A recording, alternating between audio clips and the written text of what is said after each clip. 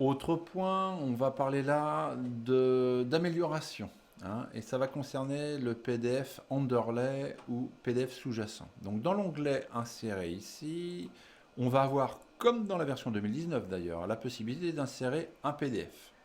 Donc rappel de l'insertion, c'est très simple, on spécifie un point, on agrandit ou pas l'objet. Voilà, le PDF est là. À l'heure actuelle, c'est un objet qui est sélectionnable, qui est attaché, une référence externe, exactement.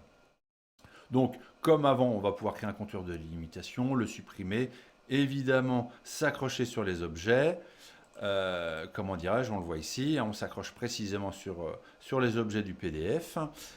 Et on va pouvoir, si ils ont été exportés avec, afficher ou masquer certains calques. OK. Et pour finir, un point important, importation en tant qu'objet. Il faut comprendre ça comme de la vectorisation. Donc si vous souhaitez en plus récupérer des traits en vue de les sélectionner et de repartir depuis ces objets-là, eh bien vous allez pouvoir importer en tant qu'objet votre PDF. Il va vous demander, regardez en bas, si vous voulez prendre tout le PDF ou une partie, on va prendre tout. Et on en reparlera tout à l'heure de détacher éventuellement le PDF. Je ne vais pas le détacher, donc je vais faire un clic droit et je vais le conserver.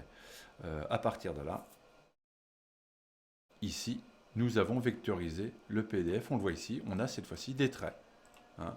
Donc on va pouvoir éventuellement, si nécessaire, copier en vue de faire un travail à part. Ici, regardez, on a notre PDF, je l'ai pris ici. Eh bien, on va pouvoir, en recliquant ici sur Insérer, retrouver la boîte de dialogue ici du gestionnaire des PDF qui va me lister, s'il y en a plusieurs, tous les PDF. J'en ai qu'un seul. Et bien, de là, je vais pouvoir, si je le souhaite, le détacher pour l'enlever définitivement.